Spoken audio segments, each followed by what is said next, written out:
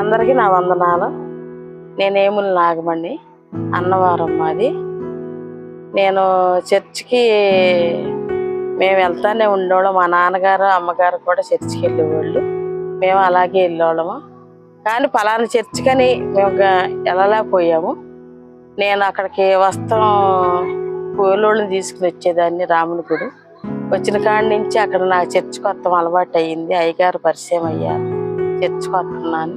అప్పటి నుంచి నేను వస్తానే ఉన్నాను. నా కొడుక్కి ఉద్యోగం కూడా వచ్చింది.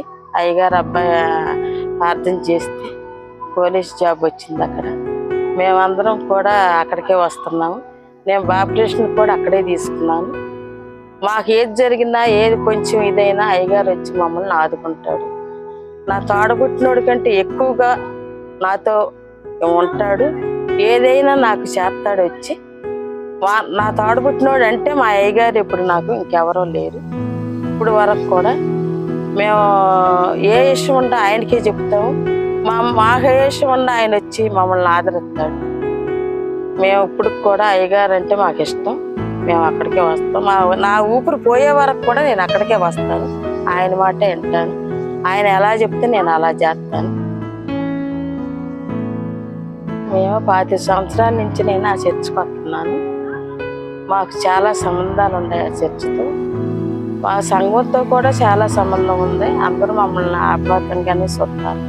అలాగే ఆ చర్చిలో కూడా మాకు చాలా ఇదిగా ఉంటుంది. ఆయన మమ్మల్ని బాగా చూస్తాడు అయ్యగారు. మరి నేను ఆ చర్చికి వచ్చి 25 సంవత్సరాలు మా పిల్లలు మేము అందరం వస్తాం అక్కడికి. మరి 25 సంవత్సరాలు అయింది కాబట్టి మేము సిల్వర్ చేసుకుంటున్నాము. మీరందరూ రావాలి దీనికి. అందరూ ఆహ్వానులే. అందరూ వచ్చి ఆహ్వానించాలని అనుకుంటున్నాం. అందరూ వచ్చి పాల్గొనాలని అనుకుంటున్నాము.